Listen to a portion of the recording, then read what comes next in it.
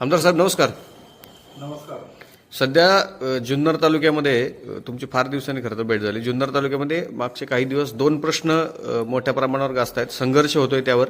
ते म्हणजे पुणे नाशिक जो रेल्वे मार्ग आहे तो आपल्या या ठिकाणावरूनच गेला पाहिजे, आणि दुसरी गोष्ट म्हणजे अदानींचा जो काही प्रकल्प जुन्नर तालुक्याच्या सौंदर्याने नटलेल्या मावळ भागामध्ये आलेला आहे त्या संदर्भात नागरिक संघर्ष करतायत. आपली त्या संदर्भातली नेमकी काय भूमिका आहे आणि आपण आपल्या पक्षाच्या माध्यमातून कार्यकर्त्यांना किंवा नागरिकांना काय आव्हान करताय? नमस्कार. आपले पुणे ते नाशिक रेल्वे ही सरळ मार्ग आहे. म्हणजे राजगुरुनगर, मंचर, नारायणगाव, आळेफाटा, संगमनेर, सिन्नर आणि नाशिक अशी ती या विभागाचे माजी खासदार असतील, आत्ताचे खासदार असतील, या सगळ्यांनी अथक प्रयत्न तुम्ही मंजूर केली होती. आणि ती रेल्वे सेमी हायस्पीड रेल्वे निर्माण होणार होती. आणि विशेषतः नारायणगावचं हिवरेतर्फे नारायणगाव आणि आळेफाटा परिसरामध्ये कार्गोचे रॅक्स होणार होते, की जेणेकरून भारतभरामध्ये या रेल्वेच्या माध्यमातून आपला जो शेतमाल उत्पादन होणार आहे तो त्या ट्रेननी सगळीकडे भारतभर पोहोचेल. असा एक चांगला महत्त्वाकांक्षी प्रकल्प सुद्धा झाला होता. लँड ॲक्विजिशनचे प्रोसेससुद्धा चालू झाली होती. काही लोकांना लँड ॲक्विजिशनचे पैसेसुद्धा दिलेले आहेत. आमची जमीन जाऊ नये म्हणून अनेक संघर्ष कृती समितीने आंदोलनसुद्धा केले होते. पण नंतरही त्यांना कळलं की रेल्वे गरजेचं आहे आणि तेथून कोऑर्डिनेशन मीटिंग करून तेथून तो मार्ग निघाला होता.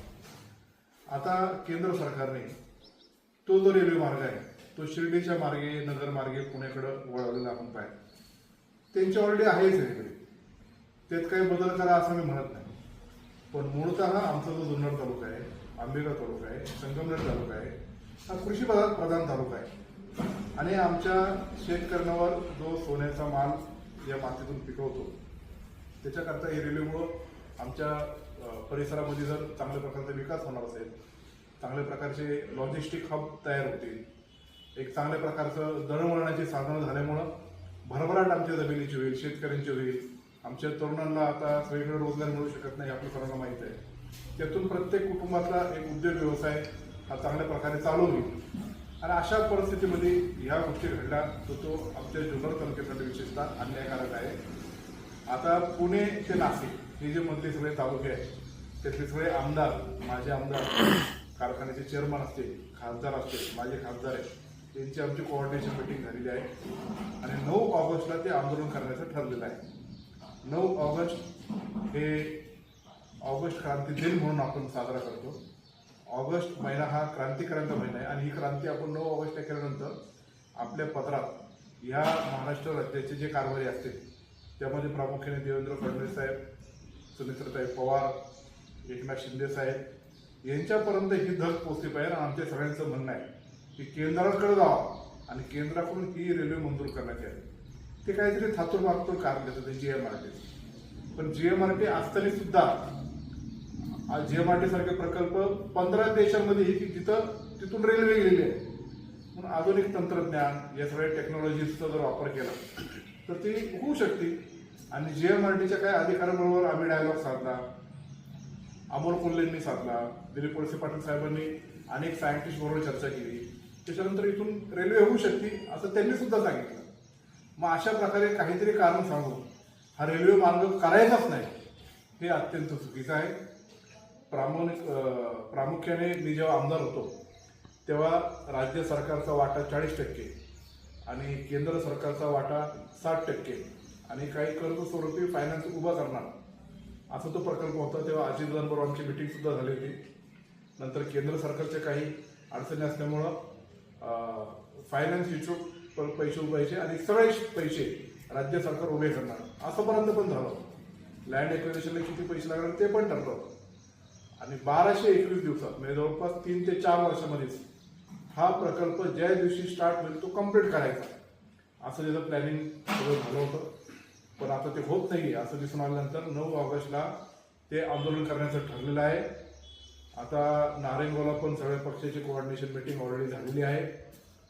तिथं आम्ही 9 ऑगस्टला आंदोलन करणारे राष्ट्रवादी काँग्रेस पक्ष हा संपूर्ण ताकदीने ह्या आंदोलनामध्ये उतरणार आहे. माझे इतर पक्षाचे नेते आणि त्यांच्या कार्यकर्त्यांना विनंती आहे की हा काही कुठला पक्षीय मतभेद नाही किंवा हे राजकारणाचा भाग नाहीये. हा रेल्वे झालीच पाहिजे याच्याकरता 9 ऑगस्टच्या आंदोलनामध्ये आपण सर्वांनी ती सहभागी व्हावं. नारायणगावकरांनी नारायणगावच्या हायवेवर करायचं ठरवलं आहे. त्याचं ठिकाण बायपासच्या एकतर ह्या तोंडाला नाही तर त्या तोंडाला करण्याचं ठरलेलं आहे. सकाळी 9:30 वाजता ते उद्या 2-3 दिवसामध्ये तुम्हाला सर्वांना माध्यमाच्या माध्यमातून आम्ही प्रेस कॉन्फरन्स घेऊ. सगळ्याच पक्षाचे लोक एकत्र देऊ ते तुम्हाला कळू. पण हजाराच्या संख्येने तिथे या, कारण आपल्या पुढच्या पिढीचा जो प्रश्न आहे याच्याकरता ह्या आंदोलनाला राष्ट्रवादी काँग्रेस पक्षाचा पूर्ण पाठिंबा आहे. आणि आपणही सर्वांनी जुन्नर तालुक्यातल्या आम नागरिकांनी त्यामध्ये सहभागी व्हावं अशी मी आपल्याला सर्वांना नम्रतेची विनंती करतो. जय शिवराय.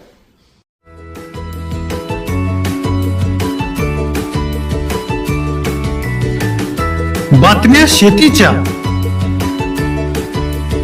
बातम्या मातीच्या, बातम्या अन्यायाच्या, गुन्हेगारीच्या,